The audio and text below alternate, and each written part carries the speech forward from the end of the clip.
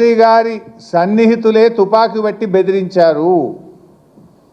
ముఖ్యమంత్రి గారు జపాన్ నుంచి ఫైలు ఆపించారు.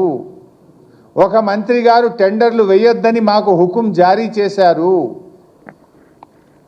టెండర్ దక్కలేదని డిపార్ట్మెంట్నే మార్చివేసినారు. అంటే మొత్తంగా కూడా ఒక అరాచకం నెలకొన్నది రాష్ట్రంలో.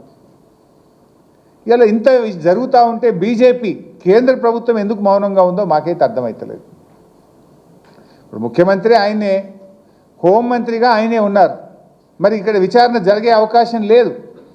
ముఖ్యమంత్రి తుపాకీ పంపిండని, ముఖ్యమంత్రి సన్నిహితులే తుపాకీ బట్టి బెదిరిస్తున్నారని, ముఖ్యమంత్రి గారే తన తమ్ముళ్ళ కోసం ఫైళ్లు ఆపారని, సహచర మంత్రే టెండర్లు వేయొద్దని హుకుం జారీ చేశారని చెప్తుంటే దీని మీద విచారణ జరగాలి కదా.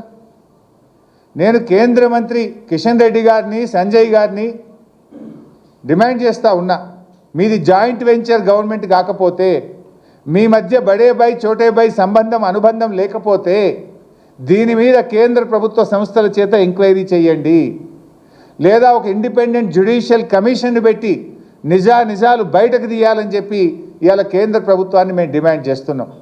లేదనుకుంటే మీ మధ్య అక్రమ సంబంధం ఉన్నట్టే, లేదనుకుంటే మీరంతా కలిసిమెలిసి ఈ రాష్ట్రాన్ని ఇవాళ దివాలా తీస్తున్నారు, రాష్ట్రాన్ని దోచుకుంటున్నారని రాష్ట్ర ప్రజలు భావించాల్సి ఉంటుంది.